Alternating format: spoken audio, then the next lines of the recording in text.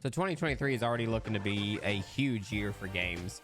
My Steam wish list is looking pretty long, and I even have like a backlog a bit. However, I do want to take the time to talk about something I did recently complete and scratch off the list. And so that's why for this episode of GingerThrust Trophies, I'm going to talk to you about Forspoken, a game developed by Luminous Productions and published by Square Enix.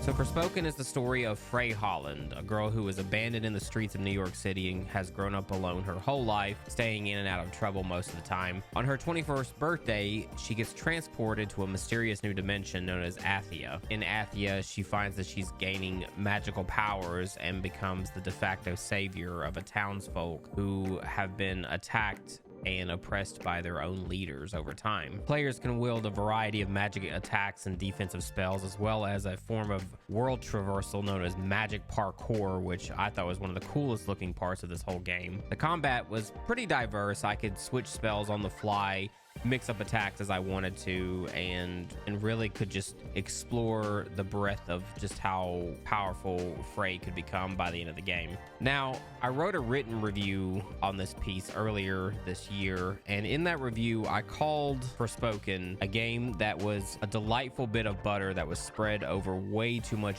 bland bread. So here's what I mean by that. This game is very beautiful in the very tight sphere that is Frey's character and her magic abilities.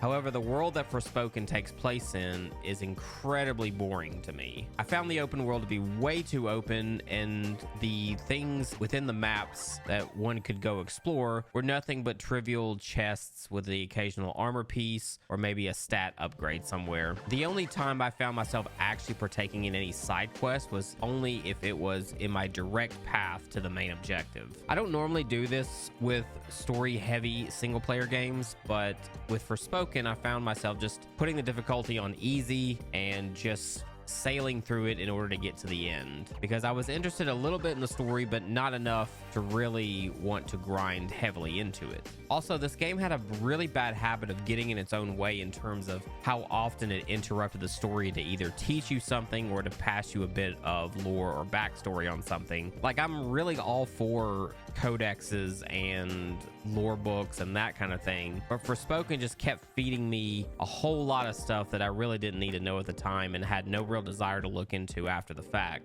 I'll say this, Forspoken has the foundation to possibly be a really cool franchise if a sequel is ever made, but in my opinion, it needs to be shrunk down in terms of how wide the scope is for us to explore, and there's a lot more care and refinement that needs to happen in terms of the actions and the quests that the player can undergo in order for us to really care about it. Then again, it could just be that I'm heavily spoiled from God of War Ragnarok, in which all of those side quests each had their own meaning and gravity to it, that Forspoken just sort of felt like a lesser exciting version of a AAA video game that I'm used to. I honestly don't think Forspoken is a bad game, but as of right now, I don't think it's a $70 game either. So maybe wait for this one to go on sale before you try it out.